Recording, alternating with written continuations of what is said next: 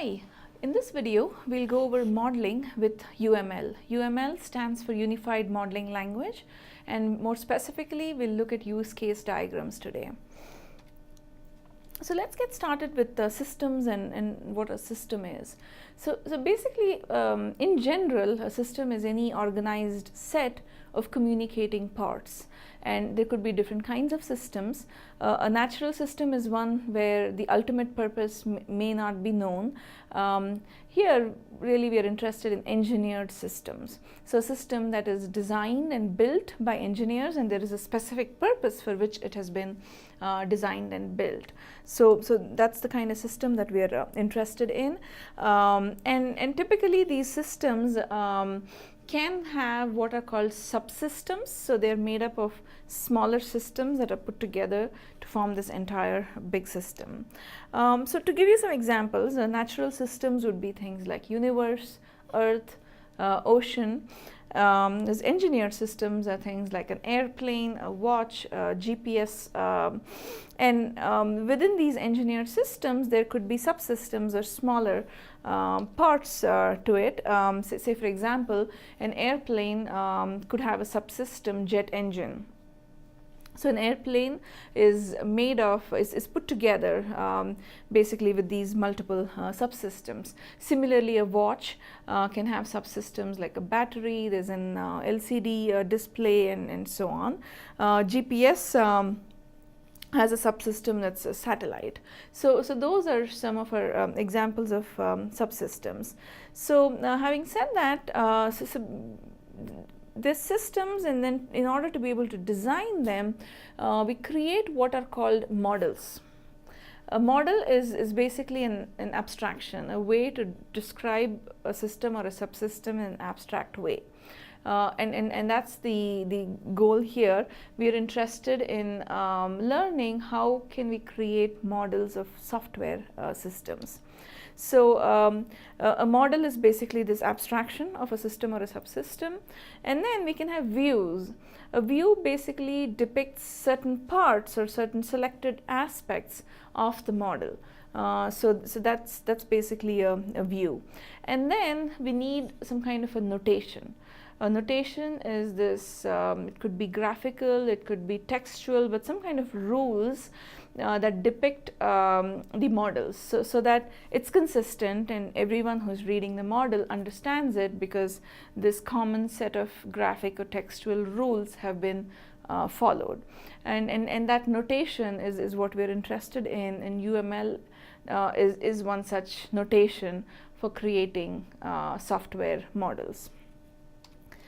So again, going back to our example of an airplane system, airplane system could have models for its different subsystems. There could be, we could create a model for the flight simulator, could have a scale model, and then I said views are basically the ability to select certain aspects of the model. So examples of that would be, say, blueprint of the airplane components. So we're pulling out certain specific aspect of the airplane. An electrical wiring diagram. So here we're specifically interested in the electrical wiring part of the scale model, or say a fuel system. So those are views. So these systems, so system is the overall system. There could be multiple models to represent that system or abstract the system, and then there are views, which is basically certain selected aspects of the model. It's important to know that these views and models of a complex system, they usually overlap. A complex system such as an airplane would have multiple models, and there's multiple views, and there could be overlap between them. So what we see here is called the napkin notation. So this outer cloud here is our big system, the aircraft system, and then it's made up of two models. So you see model 1 here, and then there's model 2. There's two models. There could be certain parts that are overlapping in those two models, and that's okay. So say model 1 is the scale model, and then model 2 is the flight simulator. And then from there, we're now looking at views. There are three views. There's the blueprint, that's view 1. There's the electrical wiring, and then there's the fuel system. And you see that some parts of these different views are overlapping, but then it's basically pulling out certain parts of the flight simulator and then working on that in more detail. So, so we have this notion of systems, models and views, and then they can be represented using this napkin notation. Now, what is UML? So like I said, it stands for Unified Modeling Language, and basically it came about as a convergence of different notations that were being used in object-oriented methodology. So there were 3 different ones, OMT, which stands for object-oriented methodology. This was developed by James Rumbaugh and his colleagues at GE Research. Then the second one is the object-oriented software engineering by Ivor Jacobson, who's from IBM, so it's also part of IBM Rationale. And then Grady Book's book method. A convergence of all of these 3 methods together is what is UML. Now these 3 scientists also came up with rational unified process, which then became the unified process, which is the software engineering process for developing quality software. So UML is basically a non-proprietary standard for modeling software systems. So it is that notation that we were talking about, that notation which provides graphical rules so that consistent, in a consistent manner, models can be created and reviewed by others. And it, like I said, it's a convergence of these 3 different notations. So the current version of UML is 2.5, and there's information about it on the OMG portal at uml.org. There are a number of tools that implement UML. There's a number of commercial tools. There's one by IBM, one by Borland, Microsoft has its own. So all of the big companies have their commercial tools for UML. There's also a number of open source tools like Argo, Star UML, Umbrello. So these are free and they're available to be downloaded and used. And then there are some that are both commercial and there's an open source version of it. Poseidon UML is one of those. And these are just a few that I have listed here. There's a number of other tools out there that you will find online. If you do a Google search, there's many different ones. There's some cloud-based ones as well these days. So we'll look at a first pass of UML. So basically, you'll see that 80% of the problems can be modeled using about 20% of UML. So what really we are covering is that 20%. We're going to learn about that 20% first, and you'll see that you'll be able to model 80% of most problems with it. And in these videos, we'll mainly focus on 4 different kinds of UML diagrams, but then that's not it. There is a lot more that's provided that will be covered in future courses. So we will mainly go over use case. So in this video, I'll go over use case diagrams. The purpose of a use case diagram is to describe the functional behavior of the system. So the idea is to think of the system from a user perspective, from the user point of view, and what is it that the software system can do for me. So we're thinking in terms of that functionality, and the use case diagram is to model that functional behavior. The next one that we will be looking at are class diagrams, and basically the purpose of class diagrams is to describe the static structure of the system. So here we are thinking about the objects. What are the different objects in the system? What are the attributes of these objects? And how are these objects interacting with each other? So what are the associations? So that's the purpose of a class diagram. It's to model that static structure of the system. The next one is sequence diagrams.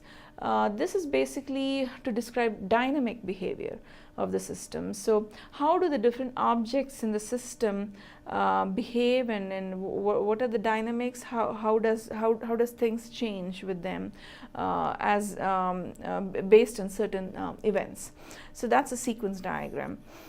State chart diagrams, this is also deals with dynamic behavior but of an individual object. So here we are concerned about one individual object and its details. What are the different states that this object can be in, and what causes the state to change? So what are those triggers, and how does the object change its state from one to the other? So that's the purpose of a state chart, modeling all of that dynamic behavior of one individual object. And then the fifth one is activity diagrams. So basically here the purpose is also to describe dynamic behavior, but it is of the entire system in terms of a workflow. What happens in the entire system, what's the process, and what's the workflow, what activity happens first and what happens next, and so on. So we're describing that workflow. So as you can see, the last three are mainly related to the dynamic behavior of the system, and then the first two are are static, with use case focusing on the functionality, and class diagrams focusing on the structure. So mainly in the first pass of UML, these are the concepts that we will cover, but then like I said, there is a lot more to UML that will be covered in the future courses. So the core conventions in UML is basically any UML diagram is a graph. It's a graph of nodes and edges. So there's nodes and then there's edges connecting those nodes. Now these nodes can be either they're entities, and they can be drawn as rectangles or ovals. And each of this notation would mean different. So when we use rectangles, we're basically denoting classes or instances, objects basically. And when we use ovals, that the idea is to denote functions there. So ovals are used for functions. And then there could be edges between these nodes. Now typically when classes are written, they're not underlined, whereas instances or objects, they are underlined. So it's important that you understand the difference between a class and an instance of a class. So a class is basically it's like a template. It's a grouping of similar objects that have the same kind of attributes and the same kind of behavior, but it's just defining that template, this group, describing this group of objects. An instance is the actual object that belongs to the class. So so the classes itself are not underlined when they're used in UML modeling, whereas if you have an instance of a class, then those instances are underlined. So to give you an example, say for example, Simple Watch is a class, Firefighter is a class, and then if you create an instance of Simple Watch, like My Watch, then that's an instance of type Simple Watch. So usually instances are underlined in UML. Say we have an instance Joe, who is a firefighter. So Joe belongs to the class Firefighter. So here Joe is an instance and a firefighter is the class. And then there's edges between two nodes, denoting some kind of a relationship between those corresponding entities. And usually the edges have a label to further define that relationship or association. So we'll get started with the use case diagrams, and we'll see how those look. So like I said, the purpose of the use case diagrams is to denote functionality, the functional behavior. And this is from the user perspective, from the user point of view, whatever is visible from the outside of the system. If you're given a system, it's a black box, but then you're going to use it. The way you're going to look at its functionality and behavior, that's what is modeled using a use case diagram. Now this is typically done during the requirements elicitation and analysis phase of software development life cycle. So once we have those requirements and we're analyzing the requirements, that's when the use case diagrams are created to model the functionality of the system, because we have the requirements, so now you can put that together in a model. So there's two key terms that you'll see in use case diagrams. One is the actor, and then the second one is the use case itself. So an actor, basically, actor represents a role that is a particular type of user of the system. Now we're going to use the example of a ticket distributor system, like a ticketing machine that might be sitting outside a metro station. Say you want to buy train tickets. So an actor in that case, a user of that ticket distributor, would be a passenger. Now in terms of notation, one more thing, actors are represented using a stick figure.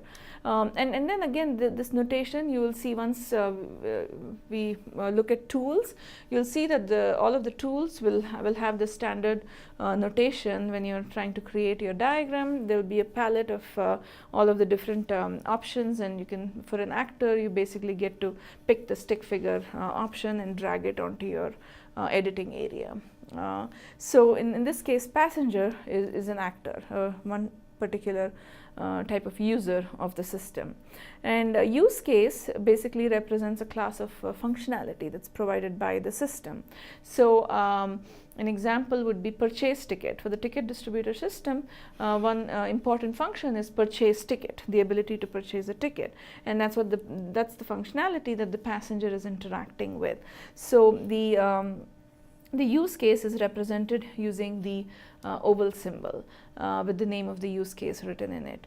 And then in the diagram, we basically, the edge is between the actor and the use case, indicating that there is an association. It's the passenger actor that's interacting with the purchase ticket use case.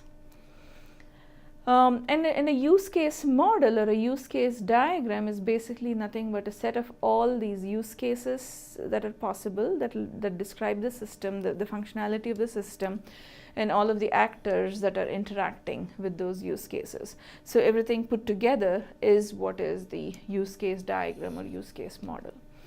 So let's look at actors in more detail. So an actor basically represents any external entity that's interacting or communicating with the system. Now this external entity can be a user, that's one type of actor, but it can also be an external system or another system that's interacting with this current system that's being modeled. Or it could be a physical environment like say weather, or it could be another software like a GPS system. Say we need some information from a GPS system, then that's an external system. So all of them, any external entity is an actor, which is interacting with the system, is an actor. Now an actor in the model, when we're creating the model, an actor must have a unique name, and we can optionally provide a description to further describe the purpose of the role.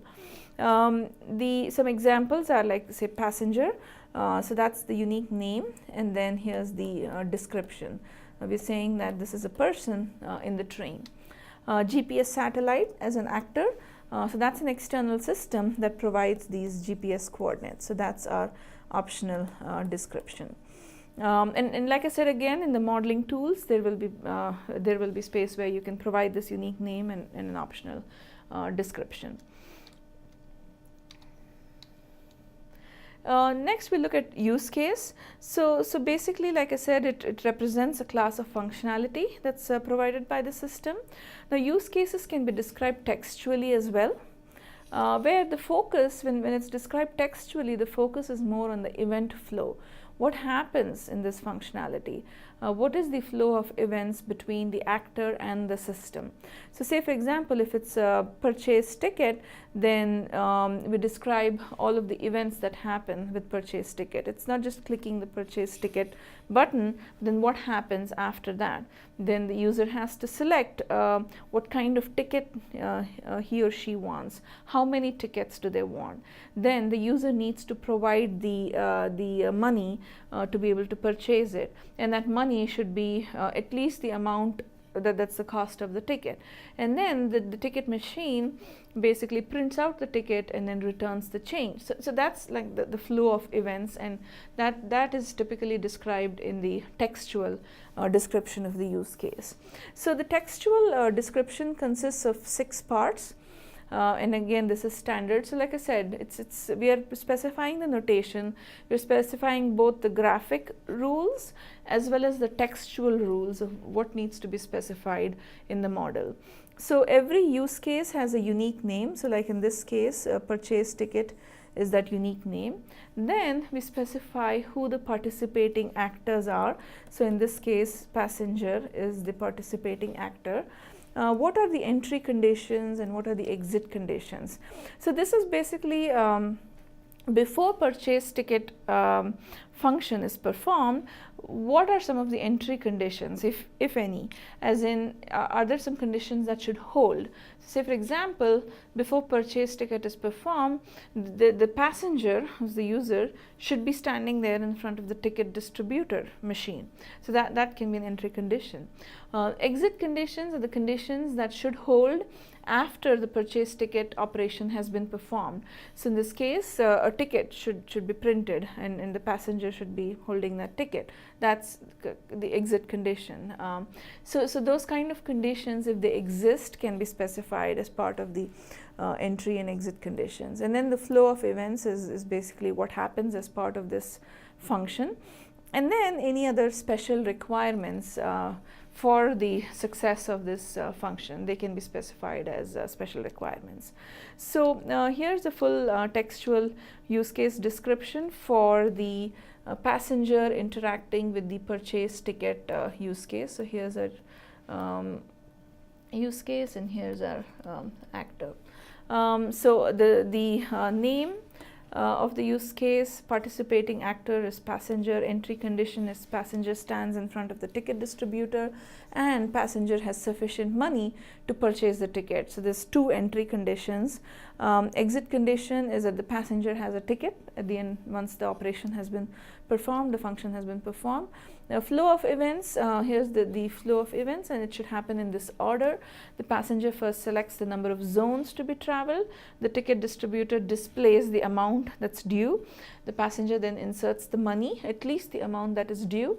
The ticket distributor then returns the change and then issues the ticket. So those are the 5 steps that must happen as part of this function. So that's defined. And then special requirements, there's no special requirements in this case. The special requirements could be any other things like for this function to work, there should be certain operating, the temperature, the weather should be such and such because this ticket distributor is sitting in an outside environment. Things like that can go into the special requirements. So that's basically an example textual use case description. So here's a complete use case diagram with multiple use cases and multiple actors. Now this is a different example. It's the example of a course.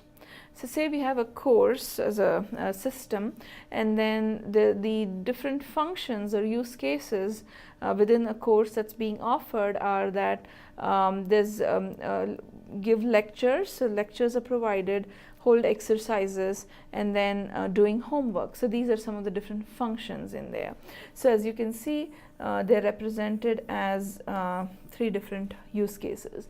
Now for each use case, we also need to indicate who the participating actors are on our diagram. So in this case, there's 3 actors. There's an instructor, a teaching assistant, and a student. So give lecture, this particular use case, the participating actors are the instructor, the TA, as well as the student. That's the reason you see the edges connecting all three actors. Now do exercise involves just the TA and the student. Now do homework involves just the student. So again, this is to show you a complete, a simple complete UML use case diagram. The other thing is all of the use cases are usually enclosed in a system boundary of this kind. And typically there is a classifier indicating the name of the software system at the top. So that's how a complete use case diagram is drawn. There is a system boundary inside which all of the different use cases are listed out. There is a classifier to indicate the name of the system, and then there are actors drawn outside of the system boundary because these are external entities, and then the edges go from the actors, the edges connect the use cases to the actors. So again, to reiterate, the idea here is to represent the functionality of the system from the user's point of view, the user of the software system. So let's look at an exercise. Say we have to draw the use case diagram for a simple watch.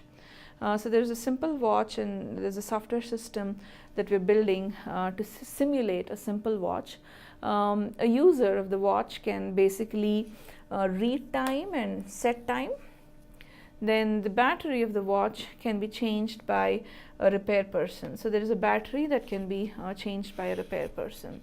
So let's think of this simple watch being a fairly simple dial with a simple LCD display that indicates the digital time, like say 12:15, and then there's some buttons here to set the time and such.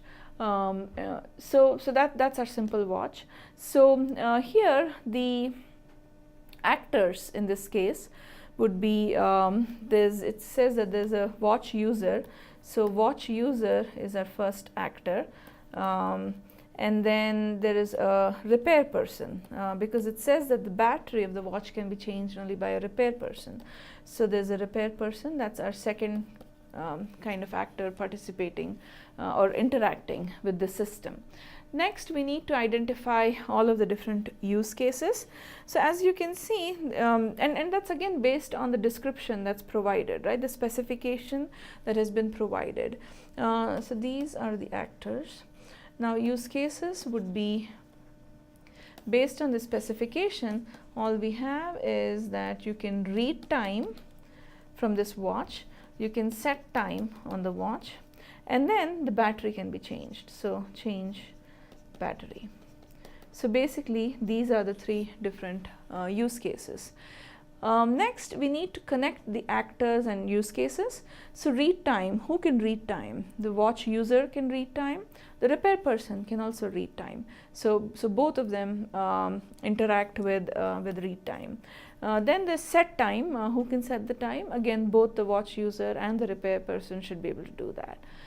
Change battery, as per the specification, the battery can be changed by a repair person only. So the actor interacting with change battery is the repair person. So that's how the use case diagrams can be created. So now to actually draw the use case diagram formally using UML notation, we first need the system boundary.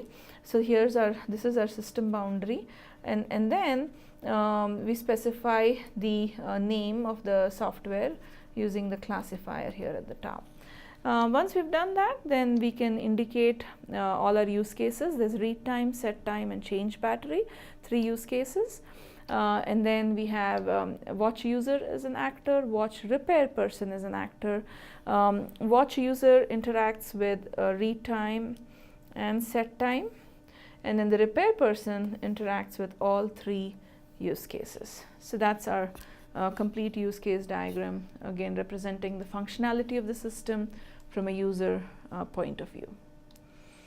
Now To add on to this, use cases can be related. There could be some kind of relationships, because so far what we've specified are just the associations between actors and use cases, that's it. But then there could be some kind of relationship between use cases. So the next thing is we'll look at how that can be specified. There's basically two kinds of relationship that can be specified. The first one is the extends relationship. Basically the purpose here is to represent the seldom invoked use case, or the rarely used ones, the exceptional functionality. So those use cases are indicated using the extends relationship. And then the second type of relationship is the includes relationship. Here any kind of common behavior, common functionality that is used by more than one use case can be indicated using the includes relationship. So those are the two main ones using which use cases can be related. So we'll look at examples of them. The first one is the extends relationship. So we have seen the passenger actor interacting with the purchase ticket use case. So we have that. Now some of the additional use cases could be things like, and these are functionality that the user sees and interacts with. But then there are those kind of use cases that are exceptional or seldom invoked. So one example could be out of order. Say the ticket distributor system is out of order. Cancel operation, say as the user is using it, trying to purchase a ticket, and suddenly hits the cancel button and cancels the entire operation. The third one is no change. The distributor does not have any more change, and so it cannot return change money when needed. And then timeout, some kind of a timeout operation occurs, or say the passenger does not insert the money in a timely manner, and so the entire operation times out and cancels itself. So these are our exceptional use cases: out of order, cancel, timeout, and no change. And they are related to purchase ticket, so they can happen as part of a purchase ticket operation, but then there are those exception cases that they don't always happen. They in fact seldom happen. They're those rare situations. So in that case, these use cases are listed out separately, and then there is an edge pointing to the use case that it extends. So the arrow is basically pointing towards the use case that is getting extended from the exception use case. And then as a label, we basically indicate the label extends on that arrow. So that's the extends relationship. It's important to remember this direction. The direction of the extends is always towards the extended use case. And then also these the same exception use case timeout can extend more than one use case. So there could be another one, another use case that it's extending. So say for example, purchase multi ticket, that could be another use case, and it could extend another one. That's totally fine. So that's how it would look. The other kind of relationship is the includes relationship, and like I said, that this deals with common functionality. The purpose here is to represent the common functionality that's needed or used by more than one use case, and it's great for reuse. So we want to basically pull out that common functionality. So say for example, there's a collect money use case, and that's common to both purchase single ticket and purchase multi-card. Both of them, in both cases, we need to collect money from the user. So collect money can be pulled out as a separate common use case, and then here it's the includes behavior. So basically the purchase single ticket includes collect money. So the arrow is here, in this case it's the opposite of extends. It points towards the includes use case, or towards that common functionality, and then we specify the label includes on the arrow. So same thing, the purchase multi-card also includes collect money use case. And in a use case diagram, you can have both includes and extends relationship in the same diagram. So here's a complete one wherein we have the includes use case over here, and then we have these extends use case, and all of them extend collect money. They could be extending other ones as well on the side if there are any. So that's a complete use case diagram, and all of the notation has been shown here. We have actors, use cases, we have associations or relationships between the actor and the use case, as well as there could be relationships between use cases in the form of an extends relationship or an includes relationship. Includes is to include common functionality, and extends is to extend with the exception cases or the seldom invoked use cases. So that's basically use case diagram to model the functional behavior of a system with the user point of view in mind. So that's all on use case diagrams. In the follow-on videos, I'll go over class diagrams and the other kind of diagrams that are used to model dynamic behavior of a system. Thank you.